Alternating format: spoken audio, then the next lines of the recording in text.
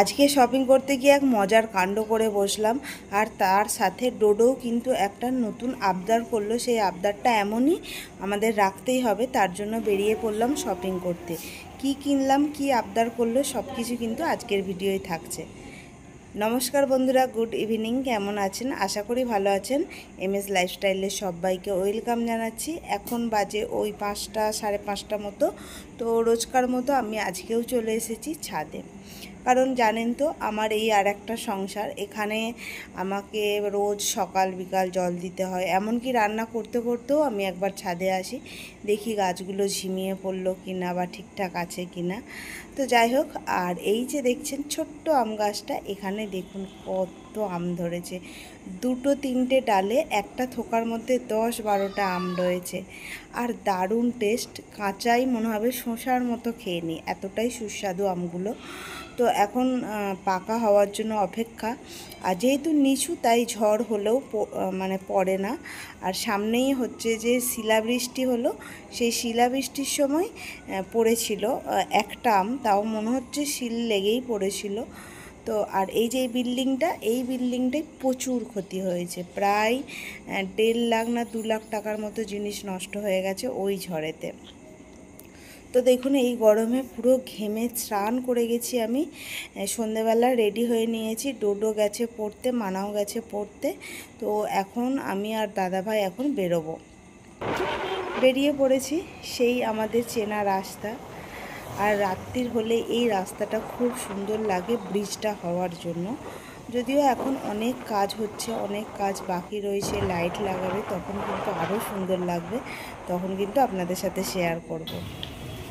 তো বলতে বলতে শপিং মলে চলে এসেছি। আর এইখানে এসে তেমন কিছু কিনবো না, ডোডোর জন্য একটা জামা প্যান্ট কিনবো, আর মানার ফেস ওয়াশ এইসব শেষ হয়ে গেছে, তো ওইগুলো কিনবো। আর দাদাভাই এখানে জুতো দেখছে, নর্মাল ঘরে পরার সব সময় জুতো।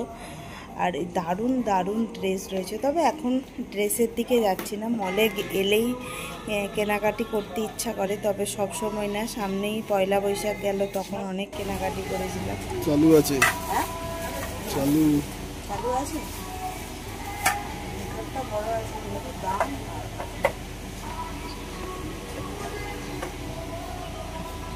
নেই তো, 6-9 লাগবে। আসবে না।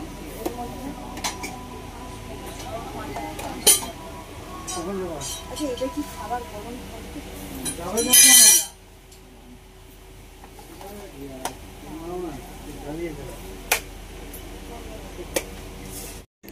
ওখানে টিফিন বক্সগুলো দেখে তো আমি অবাক, 550-600 করে। তো মানা এখানে এই ফেস ওয়াশটা ইউজ করে চারকোলের, তো এটাই নিয়ে নিলাম। আর একটু নেল পালিশ নেব, আর দেখি কি নিই। ডোডোর জামা প্যান্ট মোটামুটি নেওয়া হয়ে গেছে। তো চলুন, আমাদের বিল পেমেন্টও হয়ে গেছে। এবার বাড়ির পথে আমরা রওনা দেব। আর বাড়িতে যে মানাও একটা বায়না শুরু করেছে, দুপুর থেকে বিরিয়ানি খাবে। তো আজকে বৃহস্পতিবার, চিকেন খাবো না, তাই ভাবলাম পনির বিরিয়ানি বানাই। বাড়িতে এসে একটু কাজগুলো গুছিয়ে নিয়েছিলাম, আর বিকেলবেলায় অনেকটা কাজ গুছিয়েই গেছিলাম, কারণ কোথা থেকে ঘুরে এসে না ভালো লাগে না সেরকম একটা কাজ করতে। আলু টালু সিদ্ধ করে নিয়েছিলাম, আর যেহেতু চিকেনের ব্যাপার নয়, কষানোরও সেরকম ব্যাপার নয়, ভেবেছি তাড়াতাড়ি হয়ে যাবে। তো সেই হিসাবে আলুটাকে সিদ্ধ করে নিয়েছি। এবার কিন্তু আলুটাকে একটু ভালোভাবে ভেজে নিচ্ছি। ভেজে নিয়ে করলে না দারুণ টেস্ট লাগে। আর যখন সিদ্ধ করেছিলাম, ওই কালারটা একটু গোলাপ জল, কেওড়া জল আর নুন দিয়ে সিদ্ধ করেছিলাম, এতে গন্ধটা খুব ভালো আসে। তো ওই তেলের মধ্যেই এবার কিন্তু আমি পনিরগুলোকে হালকা করে ভেজে নেব। তবে যাই বলুন, চিকেন বিরিয়ানি, পনির, মাটন যাই, কিন্তু বিরিয়ানি, নিরামিষ বিরিয়ানিটাও কিন্তু আমার বেশ ভালো লাগে। মানে খাওয়ার পরে যে পেটটা ভার ভার না, সেটা লাগে না নিরামিষ।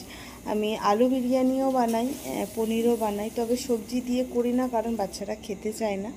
পনিরটা হলে খাই, তবে আবার ডোডো খেতে চায় না। তো একটু পেঁয়াজ দিয়ে দিলাম, বেশ 2টো বড় বড় সাইজের পেঁয়াজ। এগুলোকে এখন কিন্তু ভালোভাবে ভেজে নিতে হবে, আর একটু তেল দিতে হবে, তেলটা কম কম আছে। আর এরপরে যেটা করে নিলাম, যে গুঁড়ো মশলাগুলো লাগে, জিরে, ধনে, গরম মশলা, হলুদ, কাশ্মীরি আর রেড চিলি পাউডার, এই লঙ্কা গুঁড়ো মশলাগুলোকে এখন জল দিয়ে গুলে নেব। আর দেখুন এখানে পেঁয়াজটা কিন্তু 90% ভাজা হয়ে গেছে। এবার আমি এর মধ্যে দিয়ে দেবো আদা বাটাটা।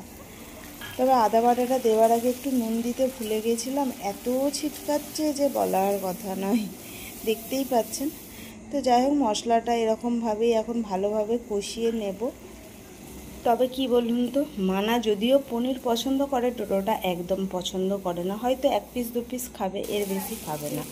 তো মশলাটা কষিয়ে নেবার পর বেশ খানিকটা কিন্তু টক দই দিয়ে দিলাম, প্রায় 100 গ্রাম মতো। আর টক দইটা কিন্তু আমার হাতে বানানো ঘরের টক দই।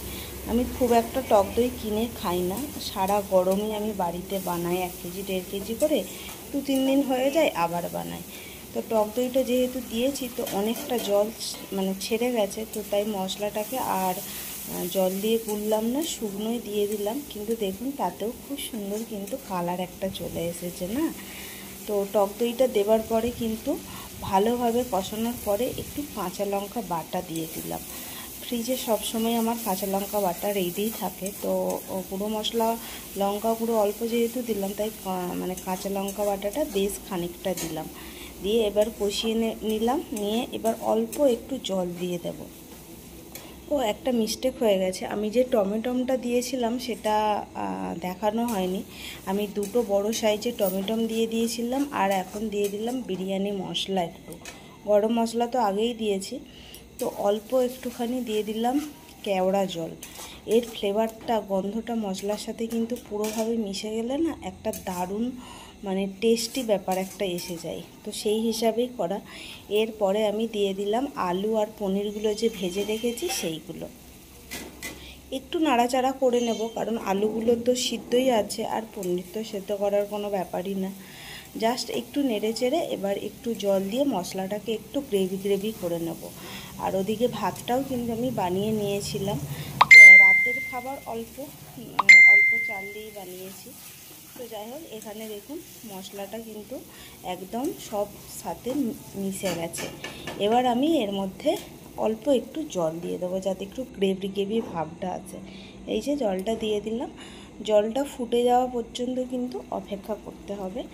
জাস্ট একটু ফুটে গেলেই এই যে ভাত, এবার ভাতগুলো কিন্তু আমি একে একে এর মধ্যে কিন্তু সব দিয়ে দেব।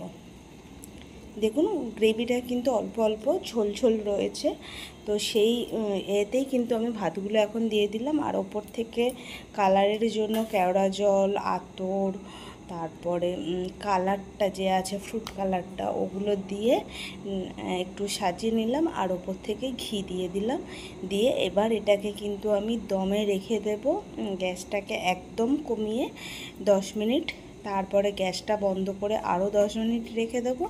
তারপরে কিন্তু এটা পরিবেশন করব। দেখুন ঢেকে দিয়েছি। 10 মিনিট পর এবার ডিনারের টাইম হয়ে গেছে। আর বিরিয়ানি হলে সে যে কোনো বিরিয়ানি হোক, ডোডো মানার তো তস হয় না। দেখুন কালারটাও খুব সুন্দর হয়েছে আর গন্ধটা দারুণ, আর খেতেও এত সুন্দর হয়েছিল যে কি বলবো, চিকেন মাটনকে ফেল করে দেবে এরকম সুন্দর। আর চালটাও দেখুন খুব কিন্তু ছুটছুট আছে। তো আপনারাও কিন্তু বাড়িতে একবার ট্রাই করবেন এরকম পনির বিরিয়ানি। তো আজকের ভিডিওটা তাহলে এখানেই শেষ করছি। ভিডিওটা আপনাদের ভালো লেগে থাকলে চ্যানেলটা সাবস্ক্রাইব করবেন, পাশে থাকবেন। সবাইকে আজকের মতো টাটা, দেখা হচ্ছে পরের ভিডিও।